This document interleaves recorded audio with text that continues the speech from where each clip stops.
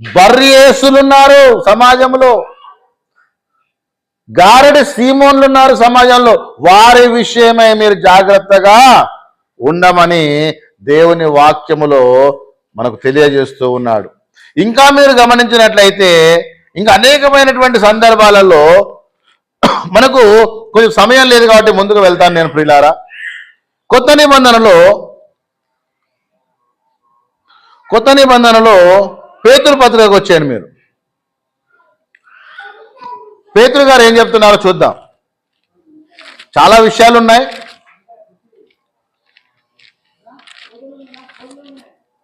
రెండవ పేతురు 2వ అధ్యాయము 1వ వచనాన్ని చదువుదాం. మరియు అబద్ధ ప్రవక్తలు ఎవరటిల్లో యాడున్నారట? అబద్ధ ప్రవక్తలు హైదరాబాద్లో ఉన్నారు, అబద్ధ ప్రవక్తలు విజయవాడలో ఉన్నారు, అబద్ధ ప్రవక్తలు కాకినాడలో ఉన్నారు, అబద్ధ ప్రవక్తలు ఇంకెక్కడో రాజమండ్రిలో ఉన్నారు అని ఉందా బైబిల్లో? అబద్ధ ప్రవక్తలు ప్రజలలో ఉన్నారు. మళ్ళా ప్రజలంటే మేము కాదనుకున్నారు. ఎక్కడున్నారట? అటువలనే మీలో కూడా ఉన్నారు. అంతేనా? ఇప్పుడు నేనే ఉన్నానండి.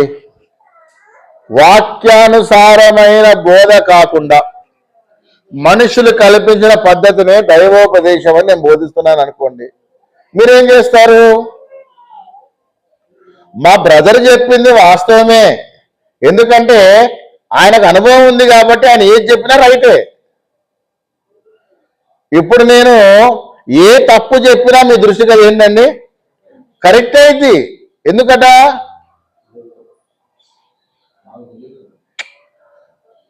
మీకు పరిశీలన చేసే అంత ఏమంటారంటే అవసరత లేదనుకుంటున్నారు మీరు. జ్ఞానం ఎందుకు లేదు? మీకు కావలసినంత జ్ఞానం ఇచ్చాడు దేవుడు, మీకు కావలసినంత బైబిల్ నాలెడ్జ్ మీకు ఉంది. కానీ ఒకే ఒక నమ్మకం ఏంటంటే మా బోధకుడు చెప్పింది మేము వింటాం. అంటే వీళ్ళు ఎవరిని ఫాలో అవుతున్నారు? ఇప్పుడు నేను క్రీస్తుని పోలి నడుచుకున్న ప్రకారము మీరు నన్ను పోలి నడుచుకోమని పౌలు చెప్పాడు కదండి. అంటే పౌలు అబద్ధం చెప్పాడా? మేము మా బోధకుడేమో దేవుని పోలి నడుచుకుంటున్నాడు, ఇప్పుడు దేవుని పోలి నడుచుకుంటున్నాం, మా బోధకుని పోలి నడుచుకుంటున్నాం. వాడు నందంటే నందే, పందంటే పందే. మొన్న నాతో ఒక సహోదరుడు ఒక 5 నిమిషాలు మాట్లాడాడు. 2 సహోదరులు ఫ్రెండ్స్. అన్నా ప్రశాంత్ అన్న, పల్లెటూర్లలోకి వెళ్ళి అక్షరం ముక్క రానోళ్ళు అందరూ పోయి మా దేవుని నమ్ముకోండి, మీ విగ్రహ పడగొట్టండి, మీ ఇంట్లో అది ఉంది ఇది ఉంది అని చెప్పడం ఎంతవరకు కరెక్ట్ అన్నా అని చెప్పి నన్ను ప్రశ్నించారు. నేను వారికి ఏ సమాధానం చెప్పాలి చెప్పండి మీరే? వాళ్ళ ఇళ్ళకి పోయి వాళ్ళ విగ్రహాలు పడగొట్టాల్సిన అవసరం ఏంది మీకు అసలు? ఇవన్నీ ఏం బోధలండి? ఇవి అవగాహన లేనటువంటి బోధలు, అవగాహన లేనటువంటి బోధలు, జ్ఞానము లేనటువంటి బోధలు. ఒకటి గుర్తుపెట్టుకోండి, బైబిల్ బోధించాలంటే దేవుని పిలుపు ఉండాలి, దేవుని పిలుపు ఉండాలి అంటారండి. దేవుని పిలుపు ఉండాలనేది అసలు ఈ రోజులలో వాక్యానుసారం కాదు. ఎవరిని పిలవాడు దేవుడు. నేను పేరు పెట్టి పిలుస్తాను, రాజా నా సేవ చేద్దురా అని. మత్తయి చదవలేదు వీళ్ళందరూ బుద్ధి లేని వాళ్ళు. ఏం చెప్పాడండి? ప్రయాసపడి భారం మోసుకుంటున్న సమస్త జనులారా నా దగ్గర రండి అయ్యా, నేను మీకు విశ్రాంతినిస్తా. నేను సాత్వికుడను, దీన మనసు గలవాడను కాబట్టి నా దగ్గరకు వచ్చి మీరు నేర్చుకోండి, నేర్చుకొని వెళ్ళి బోధించండి. ఇప్పుడు చెప్పండి, బైబిల్ ఎలా బోధించాలా? నేర్చుకొని బోధించాలా? నువ్వు బైబిల్ నేర్చుకోవాలంటే బైబిల్ తర్ఫీదు చేయాలి. బైబిల్ తర్ఫీదు చేయాలంటే గుడ్డోని దగ్గర పోయి నేర్చుకుంటే బైబిల్ రాదు నీకు. ఎవరికన్నా నేర్చుకోవాలి? బైబిల్ జ్ఞానము పూర్తిగా ఉన్నటువంటి వాళ్ళను తెలుసుకొని పోయి నేర్చుకోవాలి. అవగాహన లేకుండా అసలు దేవుని యొక్క చిత్తం ఏంటో సంకల్పం ఏంటో తెలియకుండా ఆది కాండం నుండి ప్రకటన గ్రంథం వరకు 66 పేర్లు సరిగా రాయరానం దగ్గర పోయి చెప్పరానం దగ్గర పోయి నువ్వు బైబిల్ నేర్చుకుని ఏం బోధిస్తావు? వాడు ఏది చెప్పిండో అదే నువ్వు నేర్చుకుంటావు. బెరయ క్రైస్తవులాగా నువ్వు నేర్చుకున్నది ఎప్పుడు మరి? అందుకే నీవు దేవుని వాక్యమును బోధిస్తున్నావంటే నీకేముండాలా? పిలుపు కాదు నాయన, తేజ రాజా, పిలుపులు కాదు, ఏముండాలా? వాక్యములో తర్ఫీదు ఉండాలా. రా నేర్చుకుందు రా. మంచి మంచి స్కూల్స్ ఉన్నాయి, బైబిల్ స్కూల్స్, మంచి మంచి కాలేజీలు ఉన్నాయి బైబిల్ నేర్పించడానికి. నీలాంటి వారికే బైబిల్ ట్రైనింగ్ బైబిల్ నేర్పమని యేసుప్రభు 3.5 సంవత్సరాల శిష్యులకు ట్రైనింగ్ ఇచ్చాడు. అయినా కొంతమంది తప్పిపోయారు, కొంతమంది అందరూ తప్పిపోయారు. మరలా వాళ్ళని దోలాడుకొచ్చుకొని 40 రోజులు అనేకమైన ప్రమాణాలు చూపించాడు. మీకు కూడా చూపిస్తారండి.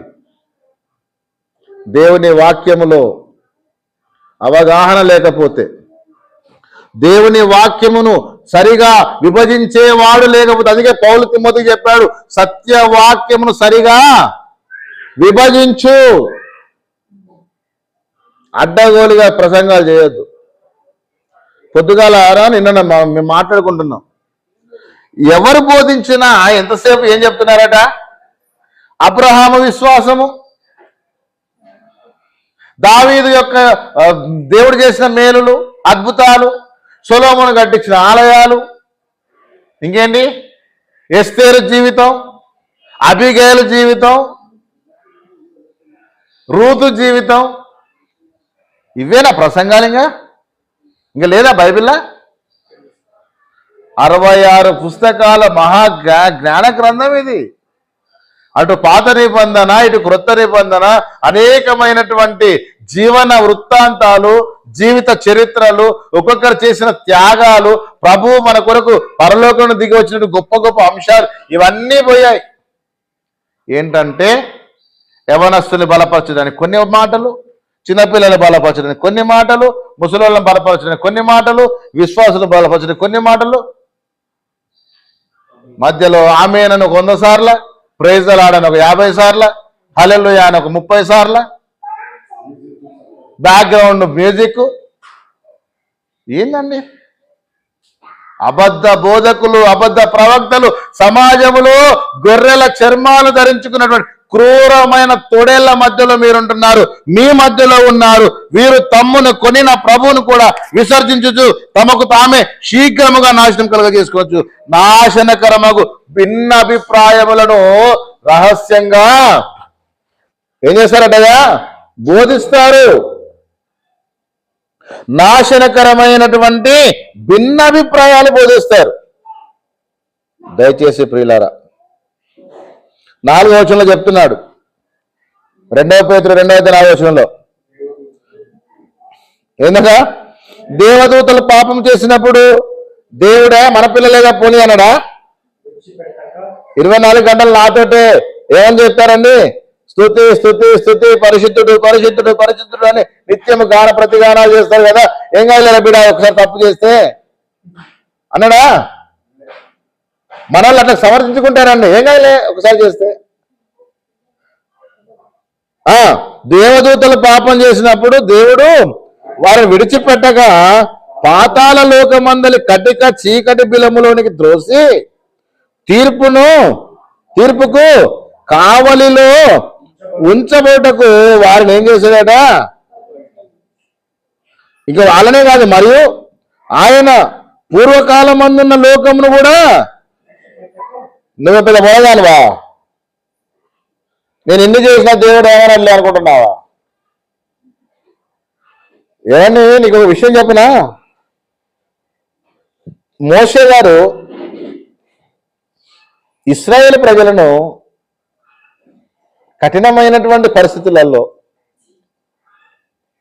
నడిపించలేనటువంటి స్థితిలో ఆ అరణ్యము గుండా 40 సంవత్సరాలు నడిపిస్తే ఏం కాదులే మోషే, మనుషులు అన్నాక కామన్, ఏంది కోపాలు వస్తుంటాయి, ఆవేశాలు వస్తుంటాయి, ఈ ఒక్కసారికి పోనీలే, ఇంకోసారి చేయకు తప్పు, నీకు ఆశ పెట్టినా కదా అని అన్నాడా?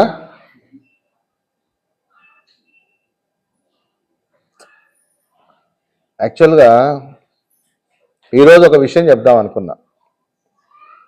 ఏంటంటే ఇశ్రాయేలు ప్రజలు దేవుణ్ణి ఎంత విసిగించుంటారో ఒకసారి ఆలోచించండి. 40 సంవత్సరాలు వాళ్ళ అరణ్యంలో ఎందుకు తిప్పాడు? 40 సంవత్సరాలు తిప్పాడు. ఎందుకో తెలుసా? మీ విశ్వాసాన్ని పరీక్షించడానికి. దయచేసి తప్పుగా అనుకోకండి. ఈ సాతాను గాడు లోపల ఎలా పనిచేస్తాడంటే, ఇవాళ పొద్దున వర్షం వచ్చింది కదా, ఈ వర్షం ఇప్పుడు ఆగదు. వాతావరణ శాఖ ఆల్రెడీ 5 రోజులు ఉందని హెచ్చరించింది కదా, నువ్వు పోతే తడుస్తావేమో, తడిస్తే మొలకెత్తుతావేమో, మొలకెత్తే పిల్లలు పెడతావేమో, పిల్లలు పెట్టి మళ్ళీ అదంతా పెద్ద తోట అయిద్దేమో. కాబట్టి నువ్వు ఏడా ఉండు, ఇంట్లో ఉండి వేడివేడిగా వండుకొని తిను. అమ్మ మిమ్మల్ని ఉద్దేశించట్లేదు దయచేసి. అబద్ధ బోధకుల గురించి మీరు ఇకనైనా జాగ్రత్తగా ఉండండి. మీ తండ్రి కావచ్చు అబద్ధ బోధకుడు, నీ కొడుకు కావచ్చు అబద్ధ బోధకుడు, నీ తల్లి కావచ్చు అబద్ధ బోధకురాలు, నీకు సంబంధించినటువంటి వాడు ఎవరైనా కావచ్చు. ఈ బోధన తేక యోహాను రాసిన 2వ పత్రిక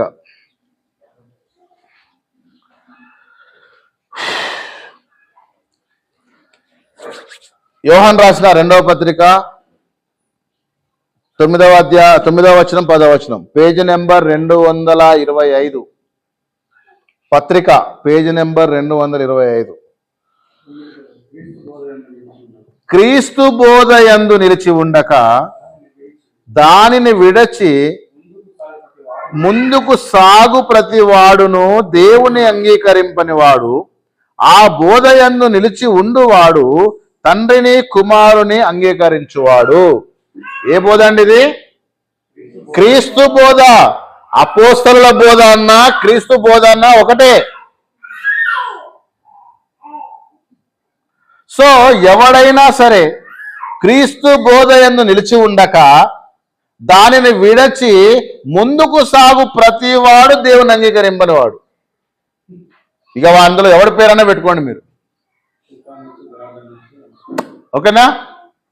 మరి ఎవరైనా కానీ, నేను బైబిల్ మహాపండితునని చెప్పుకున్న నేనైనా సరే రేపు పొద్దున క్రీస్తు బోధ యందు నిలిచి ఉండకపోతే నేను దేవుణ్ణి అంగీకరించేవాడిని కాదు. ఇక 10వ వచనంలో, ఎవడైనను, అయ్యా వింటున్నారా, ఎవడైనను ఈ బోధను తేక మీ వద్దకు వచ్చిన ఎడల వాడిని ఏం చేద్దట? శుభమని వానితో చెప్పను వద్దు, శుభమని వానితో చెప్పువాడు వాని దుష్ట క్రియలలో పేదలాడు. బ్రదర్ ప్రైజలాడు, బ్రదర్ ప్రైజలాడన్నా, ప్రైజలాడు చెల్లె చెప్పకండి. ఇక్కడ ప్రైజలాడు చెప్పొద్దని కదా నా ఉద్దేశం. శుభమని వానితో చెప్పకండి. అసలు ఈ బోధన తేక ఎవరైనా వేరొక బోధన పట్టుకొని వచ్చాడు అనుకోండి, గుర్తుందా? అప్పుడు వచ్చాడు యాషువా మెస్సియా అని, సుకుమార్ గాడు, వాడు దేశదిమ్మనే తిరుగుతున్నాడు. తెలుసా నీకు ఈ విషయం? అంటే నేను ఎందుకు చెప్తున్నానంటే, మిడిమిడి జ్ఞానం పట్టుకొని బైబిల్ బోధిస్తా అంటే వాడిని దయచేసి దగ్గర రానియకండి అయ్యా. ఈ బోధన చేయకుండా ఎవరైనా మీ వద్దకు వచ్చాడు అనుకోండి, క్రీస్తు బోధ కాకుండా భిన్నమైన బోధ అని చెప్పాడు అనుకోండి, అయ్యగారు మీకు వందనాలు, get out from my home.